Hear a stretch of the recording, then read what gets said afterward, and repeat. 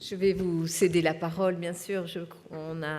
On souhaite vous entendre. L'année dernière, nous honorions une femme tunisienne entrepreneur. Et aujourd'hui, je suis très, très heureuse. Je vous cède la parole. Venez, rejoignez-moi toutes les deux. Voilà, venez. Venez. Je vous en prie. À vous la parole.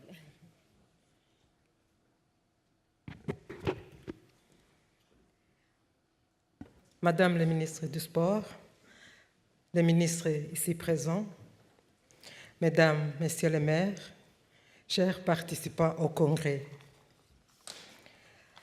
Avant tout, je remercie d'abord l'Association internationale des maires francophones pour m'avoir invité à ce congrès dans cette belle ville de Lille en France.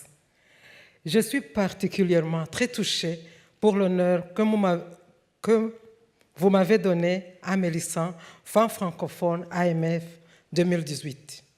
C'est également un honneur pour la femme rwandaise, mais aussi pour mon pays, le Rwanda, qui ne ménage aucun effort pour que la femme prenne part à tous les programmes de développement. Vous savez tout qu'au Rwanda, les femmes représentent au moins 50% dans les organes de prise de décision et plus de 60% au Parlement.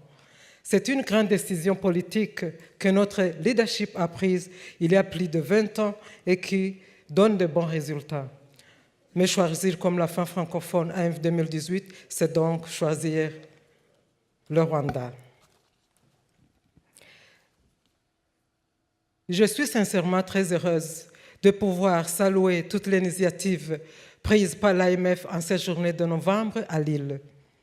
La première initiative est d'avoir incité les maires du monde francophone à parler de sport.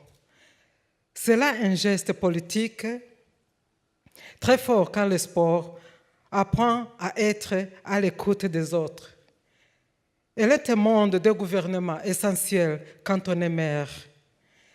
La seconde initiative est le message fort que vous portez vers l'international en faveur des femmes leaders.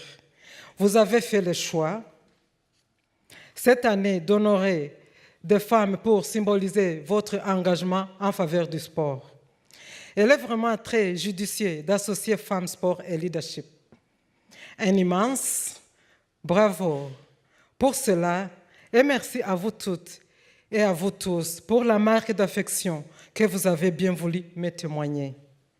Merci à la présidente de l'AMF, Madame la maire de Paris, d'avoir orienté la réflexion de l'AMF en ce sens.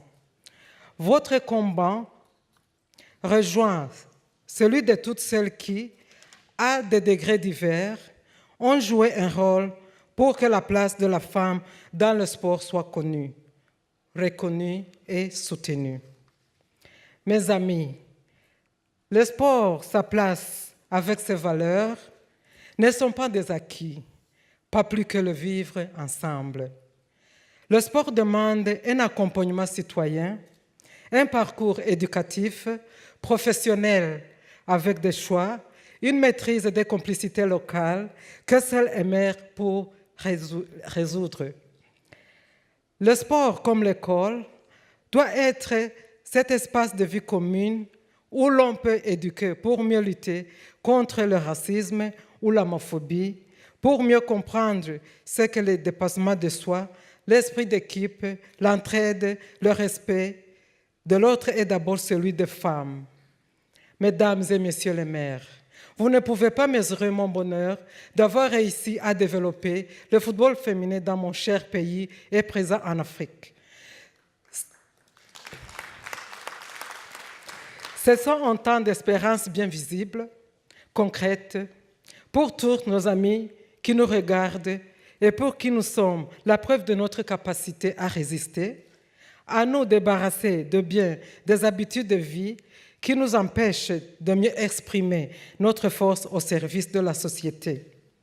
Nous, les mères de famille, nous savons la force du sport sur nos enfants. Les sociétés commerciales l'ont compris puisque le port de vêtements de marque sportive est utilisé pour masquer les différences sociales.